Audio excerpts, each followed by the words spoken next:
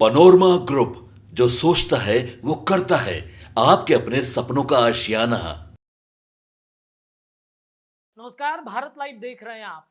अगर आप अपना पुश्तैनी जमीन छोड़कर बिहार से बाहर बस गए हैं, अगर आपके पास उस जमीन का सही कागजात नहीं है, तो आपकी जमीन मुश्किल में पड़ सकती है। जी हाँ, बिहार सरकार जमीन सर्वेक्षण का काम 20 अगस्त से शुरू करने जा रही है और इस जमीन सर्वेक्षण में अगर आपके पास पुश्तैनी जमीन के कागजात नहीं हैं, तो आप मुश्किल में पड़ सकते हैं। सरकार इसके लिए आपको समय दे रहा है और ये समय सीमा समाप्त होने से पहले आपको कागज उपलब्ध करा लेना है, वरना आपकी जमीन गई। जी हाँ, ये खबर सुन के आप थोड़े से बेचैन जरूर हो जाएंगे, लेकिन आपको बता दें कि वो जमीन को बचाने का भी उपाय है। कैसे? इस खबर में पूरी जानकारी हम आपको देंगे और इस खबर में बताएंगे कि जो जमीन सर्वेक्षण का काम सरकार शुरू करने जा रही है, इससे क्या फायदा, क्या घाटा होने वाला है और ये क्यों जरूरी है। तो आपको बता दें कि जिस तरीके से बिहार में भूमि सर्वेक्षण का काम 20 अगस्त से शुरू होने जा रहा है, यह सर्वेक्षण राज्य के 45,000 से अधिक गांवों में होने होगा और इस सर्वेक्षण में जमीन पर बने मकानों और दूसरी चीजों की भी जानकारी देनी होगी। सरकार ने इसके लिए पूरी तैयारी कर ली है। बताया जा रहा है कि सरकार ने 177 तरह की चीजों की लिस्ट बनाई है, जिसमें जमीन की पूरी जानकारी मिलेगी। इस सर्वेक्षण से पता चलेगा कि जमीन सरकारी है या प्राइवेट, खेती योग्य है या फिर बंजर है।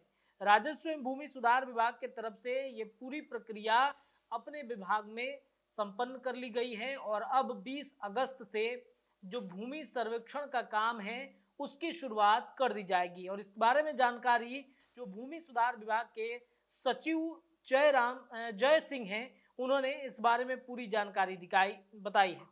अब आपको पुराने रिकॉर्ड को अपडेट कराना होगा, सरकार भी यही चाहती है। राजस्व एवं भूमि सुधार विभाग के सचिव जय सिंह बताते हैं कि सरकार जमीन के पुराने रिकॉर्ड को अपडेट कराना चाहती है। बिहार में आखिरी बार जो जमीन का सर्वेक्षण यानी कि रिविजनल सर्वे हुआ था, उसमें लगभग 50 साल से ज्यादा का समय हो गया है। वो ये सर्वेक्षण भी सभी जिले में पूरा नहीं हो पाया था। उससे पहले बिहार के सभी जिलों का जो सर्वेक्षण हुआ था, वो लगभग 100 साल पहले हुआ था। पिछले सर्वेक्षण के बाद से अब बहुत सारी जमीनों का मालिकाना हक बदल गया है। इस सर्वेक्षण का मकसद जमीन के पुराने नक्शे और खतियाने को अपडेट करना होगा। जय सिंह बताते हैं कि बिहार में जमीन विवाद एक बड़ा कारण है जमीन के पुराने रिकॉर्ड के लिए। इस सर्वेक्षण से इस समस्या का समाधान निकालने की उम्मीद है। यह सर्वेक्षण बिहार के सभी गांवों में होगा, लेकिन शहरों में नहीं होंगे। सर्वेक्षण में भाग लेना सभी के लिए अनिवार्य है, चाहे वह जमीन पर रहते हों या नहीं। उन्होंने बताया कि यह सर्वेक्षण लगभग 1 साल तक चलेगा। सर्वेक्षण की प्रक्रिया की शुरुआत सरकार एवं अधिसूचना जारी करके बताएगी। इसके बाद जिले के बंदोबस्त पदाधिकारी द्वारा हर गांव में इसकी घोषणा की जाएगी। इस घोषणा के माध्यम से लोगों को यह बताया जाएगा कि उनके गांव में जमीन का सर्वेक्षण शुरू होने वाला है। इसके बाद सर्वेक्षण कर्मियों को लोगों की जमीन की मापी करने का अधिकार होगा।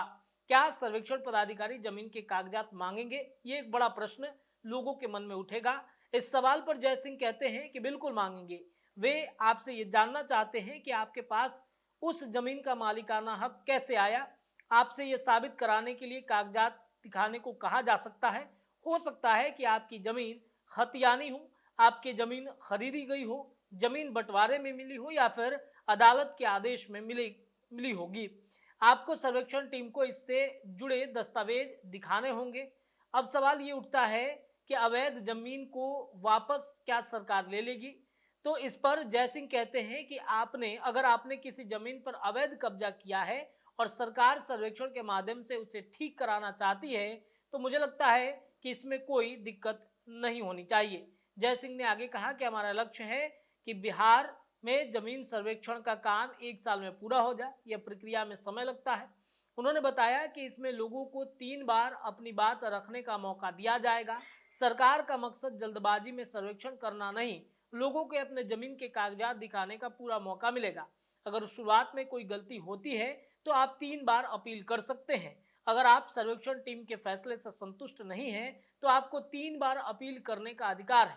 अगर उसके बाद भी आपको लगता है कि सर्वेक्षण में गड़बड़ी हुई है तो आप सिविल कोर्ट या हाई कोर्ट जा सकते हैं। अब सवाल ये उठता है कि बिहार से बाहर रहने वाले लोगों का क्या करना होगा। जो लोग बिहार से बाहर रहते हैं उन्हें इस सवाल पर जयसिंह जवाब देते हैं कि जिनके नाम पर जमीन होगी वह उसी का ही रहेगा। आपको बस इतना बताना है कि आपकी जमीन कौन सी है और उसकी सीमाएं क्या हैं। इसके लिए आपको सबूत के तौर पर जमीन से जुड़े कागजात सर्वेक्षण टीम को देने होंगे। आप ये कागजात ऑनलाइन भी जमा कर सकते हैं। आप चाहे तो भारत में कहीं पे हो या फिर विदेश में, आप कहीं से भी अपनी जमीन के कागजात जमा कर सकते हैं।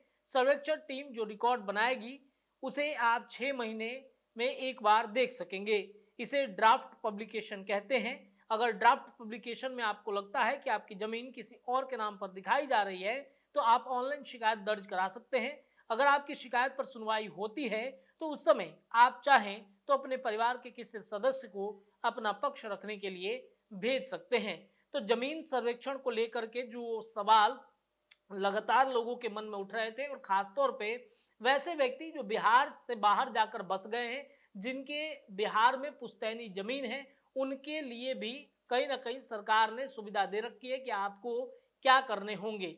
कल ही अशोक चौधरी और सुमित सिंह से जब ये सवाल पूछा गया कि जमीन सर्वेक्षण का काम क्यों अचानक से सरकार ने कर दिया, तो नीतीश कुमार के कहने का मतलब ये था कि बिहार में जो जमीन का विवाद लगातार बढ़ रहा है, छोटे छोटे जमीन से लगातार विवाद, हत्याएं और लूट की जो संभावनाएं बढ़ रही हैं, उसे समाप्त करने की सरकार पहल कर रही है। जमीन सर्वेक्षण पिछले काफी सालों से नहीं हुए हैं और ये जरूरी है बिहार में और बिहार के लोगों के लिए भी।